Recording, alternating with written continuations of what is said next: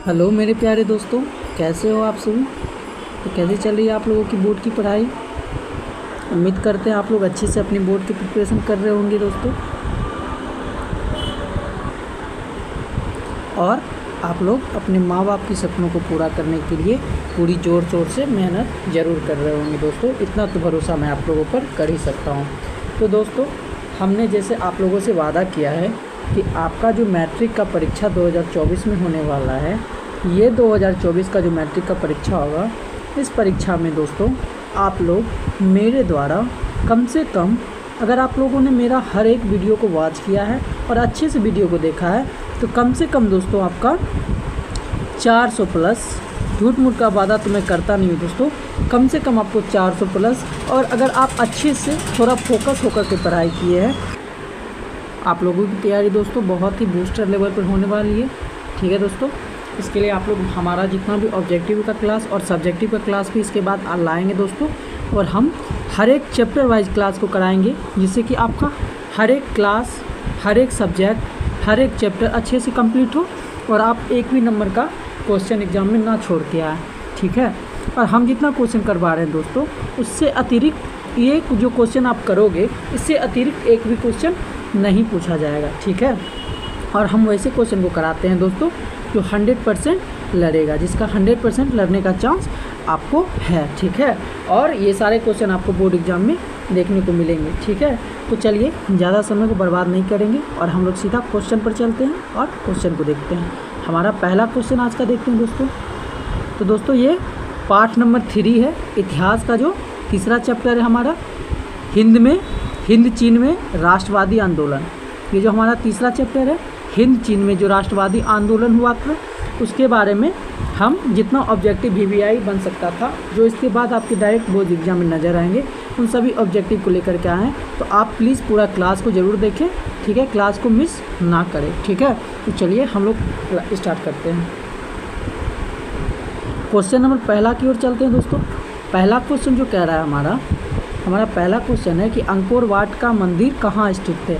ये लगभग हर साल में पूछा गया है दोस्तों कि अंकोर वाट का जो मंदिर है वो कहाँ स्थित है। तो हमारा अंकोर वाट का मंदिर जो है ये कंबोडिया में स्थित है। ये जो देश है कंबोडिया, यहाँ पे अंकोर वाट का मंदिर स्थित है, और ये मंदिर बहुत ही ज़्यादा विख्यात मंदिर है, बहुत ही फेमस मंदिर है। तो ये कंबोडिया में स्थित है, याद रखेंगे। ठीक है, चलिए दोस्तों हम लोग अगले क्वेश्चन की ओर चलते हैं। क्वेश्चन नंबर 2 हमारा क्या कह रहा है कि अंकोर वाट के मंदिर का निर्माण किस शासक द्वारा करवाया गया था। ये जो अंकोर वाट का मंदिर है दोस्तों, ये इससे रिलेटेड क्वेश्चन हर साल आपके बोर्ड एग्जाम में रहता है। तो ये जो पूछ रहा है कि अंकोर वाट का जो मंदिर है, इसका निर्माण किसने करवाया था, यानी किस शासक के द्वारा कराया गया था। तो आप लोग इसको याद रखेंगे कि अंकोर वाट का मंदिर नोरोदम सिंघानक ने करवाया था। कौन करवाया था दोस्तों? नोरोदम सिंघानक ने इस मंदिर का निर्माण कराया था। क्या नाम था उस शासक का दोस्तों? नोरोदम सिंघानक। और ये जो मंदिर है दोस्तों बहुत ही ज़्यादा फेमस मंदिर है, इससे रिलेटेड क्वेश्चन पूछता है। तो इसका निर्माण जो करवाया था वो नोरोदम सिंघानक ने करवाया था। ठीक है, अब बहुत इंपॉर्टेंट है, आप लोग ज़रूर याद रखेंगे। चलिए क्वेश्चन नंबर 3 की ओर हम लोग चलते हैं दोस्तों। 3 की ओर जब हम चलते हैं तो तीसरा क्वेश्चन हमारा क्या कह रहा है दोस्तों कि हिंद चीन पहुँचने वाले प्रथम व्यापारी कौन थे। हिंद चीन जो है दोस्तों, यहाँ इस क्षेत्र में पहुँचने वाले जो प्रथम व्यापारी थे वो कौन थे। तो हिंद चीन में जो पहला व्यापारी आया था दोस्तों, वो पुर्तगाली आए थे हिंद चीन में, वो व्यापार करने के लिए पहुँचे थे। वो यहाँ के पहले व्यापारी थे जो हिंद चीन क्षेत्र में पहुँचे थे। ठीक है, चलिए यहाँ तक समझ गए। अब हम आगे चलते हैं, क्वेश्चन नंबर 4 की ओर चलते हैं दोस्तों। क्वेश्चन नंबर 4 हमारा क्या कह रहा है कि मार्च 1946 में फ्रांस एवं वियतनाम के बीच होने वाला समझौता किस नाम से जाना जाता है। ठीक है दोस्तों, तो वियतनाम जो देश है दोस्तों, वियतनाम देश जो है, इस देश पे फ्रांसीसियों का यानी फ्रांस का कब्जा था, और फ्रांसीसी जो है इस देश को अपने कब्जे में लेकर इस पर शासन करते थे। तो 1946 में, मार्च 1946 में दोस्तों इन दो देशों के बीच में जो है, इन दो देशों के बीच में एक समझौता हुआ था। वो बहुत ही विख्यात समझौता, और उससे क्वेश्चन रहता है आपके बोर्ड एग्जाम में। तो मार्च 1946 में फ्रांस एवं वियतनाम के बीच होने वाला समझौता किस नाम से जाना जाता है। तो वो जो होगा इसका आंसर हो जाएगा दोस्तों वो हनोई समझौता हुआ था 1946 में फ्रांस और वियतनाम के बीच, और मार्च 1946 में हुआ था। क्या हुआ था दोस्तों? हनोई समझौता। उस समझौता का क्या नाम था? हनोई समझौता। पूछा हुआ क्वेश्चन में, हर बार पूछा जाता है दोस्तों, बार बार बहुत बार ये सब क्वेश्चन आ चुका है, इसलिए आप लोग इस क्वेश्चन को ज़रूर याद रखेंगे। चलिए हम लोग क्वेश्चन नंबर 5 की ओर चलते हैं। क्वेश्चन नंबर 5 क्या कर रहा है दोस्तों कि हिंद चीन क्षेत्र में कौन से देश आते हैं। देखो दोस्तों, बहुत सारे बच्चों का कन्फ्यूजन रहता है, ये हिंद शब्द देखकर वो कन्फ्यूज रहते हैं कि हिंद से जो है हमारा हिंदुस्तान से रिलेटेड तो बात नहीं है। तो आपको बता दें दोस्तों कि हिंद चीन क्षेत्र जो है इसमें 3 देश आते हैं। 3 देश जो है वो कौन सा है? कंबोडिया, वियतनाम और लाओस।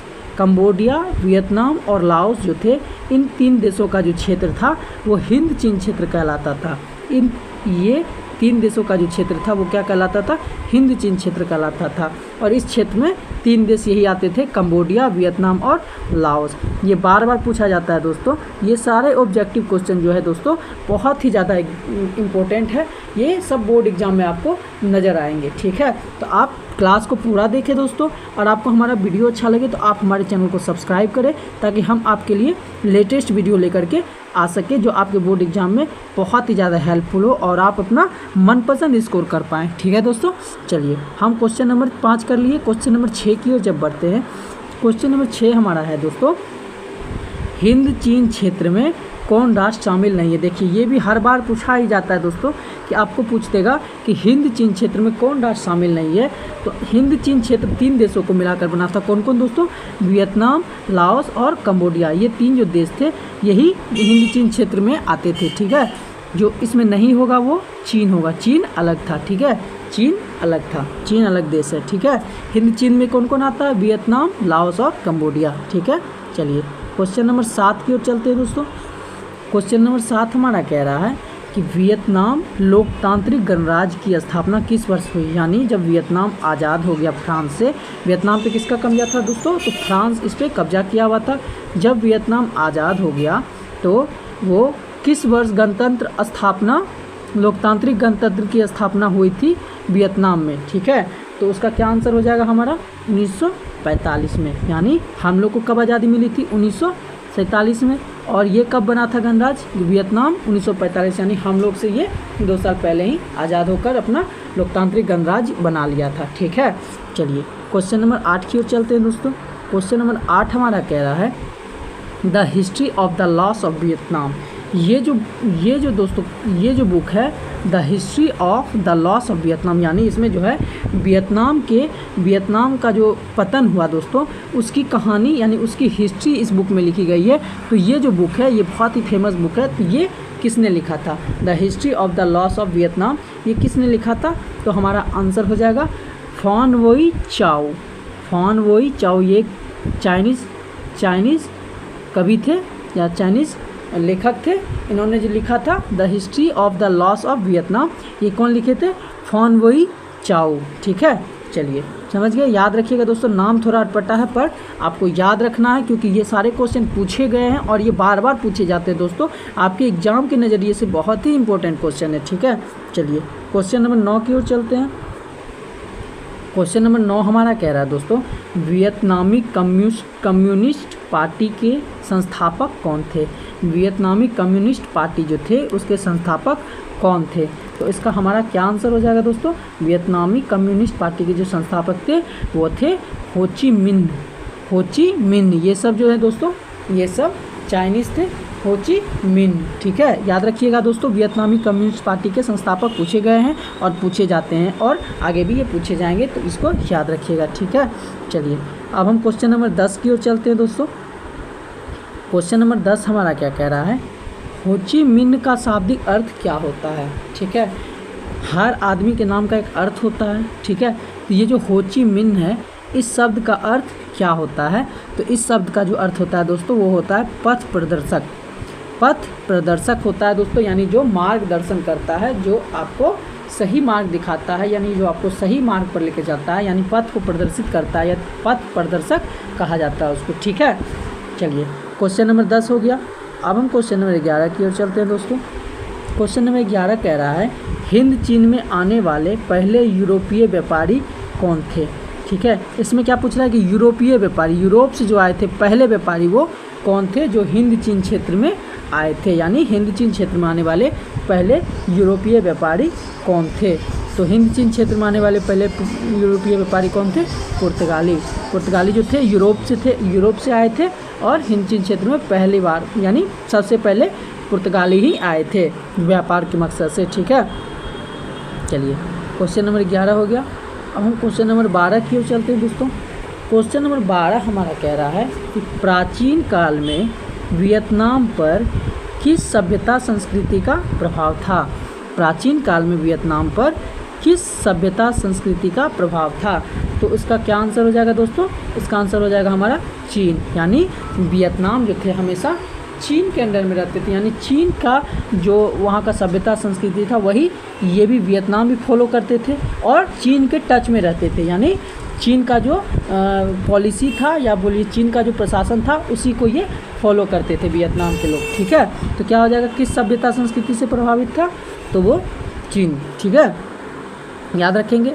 उसके बाद हम लोग क्वेश्चन नंबर 13 की ओर चलते हैं। क्वेश्चन नंबर 13 हमारा क्या कह रहा है दोस्तों कि हिंद चीन में बसने वाले फ्रांसीसी कहे जाते थे, यानी हिंद चीन क्षेत्र पर जब फ्रांसीसी उस पर कब्जा कर लिए, उस पर जब रूल करने लगे और जो है जब आज़ाद हो गया और उसके बाद क्या हुआ कि कुछ फ्रांसीसी वहाँ बस गए और वहाँ पे जो बस जाते थे फ्रांसीसी तो उसको क्या कहा जाता था दोस्तों, तो वहाँ पे बसने वाले फ्रांसीसी को कोलोन के नाम से जानते थे, ठीक है। हिंद चीन में जो फ्रांसीसी आकर बस जाते थे उनको जो है कोलोन कहा जाता था, ठीक है। क्या कहा जाता था, कोलोन कहा जाता था, ठीक है। चलिए याद रखेंगे। अगले क्वेश्चन की ओर चलते हैं दोस्तों। अगला क्वेश्चन जो हमारा है नरोत्तम सिंघानुक, बहुत ही फेमस नाम है ये, बार बार चैप्टर में आया कि नरोत्तम सिंघानुक कहाँ के शासक थे। ये जो शासक थे नरोत्तम सिंघानुक ये कहाँ के शासक थे, ठीक है दोस्तों। तो इसका हमारा क्या आंसर हो जाएगा, नरोत्तम सिंघानुक कहाँ के शासक थे, तो ये जो है हमारे कंबोडिया के शासक थे, यानी कंबोडिया जो देश है उसके शासक कौन थे, नरोत्तम सिंघानुक, ठीक है, याद रखेंगे।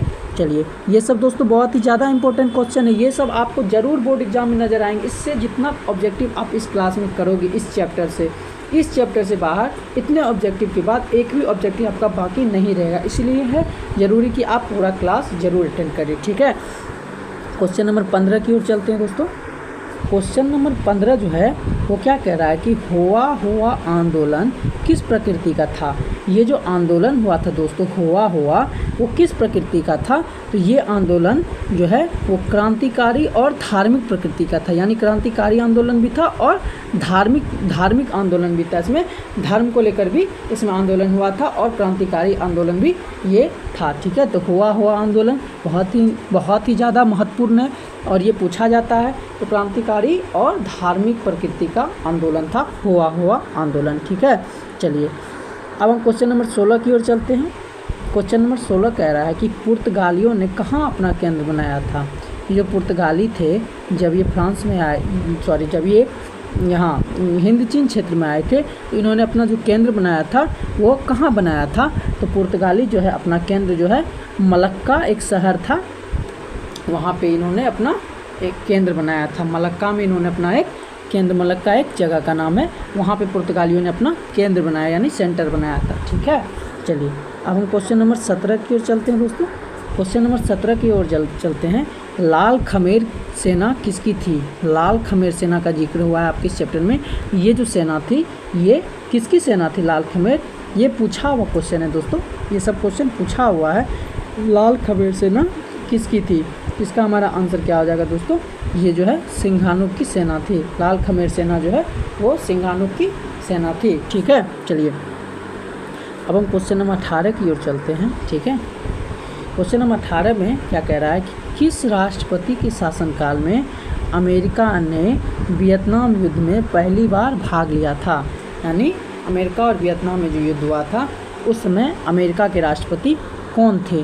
तो इसका क्या आंसर हो जाएगा दोस्तों, इसका आंसर हमारा हो जाएगा कैनेडी जो थे अमेरिका के राष्ट्रपति थे जिस समय अमेरिका ने वियतनाम युद्ध में पहली बार भाग लिया था। तो उस समय कौन थे वहाँ के राष्ट्रपति, तो कैनेडी, ठीक है।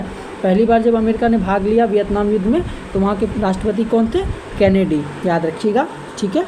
चलिए अगला जो क्वेश्चन है देखिए, क्वेश्चन नंबर 19 क्या कह रहा है दोस्तों, जेनेवा समझौता कब हुआ। यानी ये हर बार पूछा जाता है दोस्तों ये हर बार पूछा जाता है जेनेवा समझौता के बारे में कि जेनेवा समझौता कब हुआ था।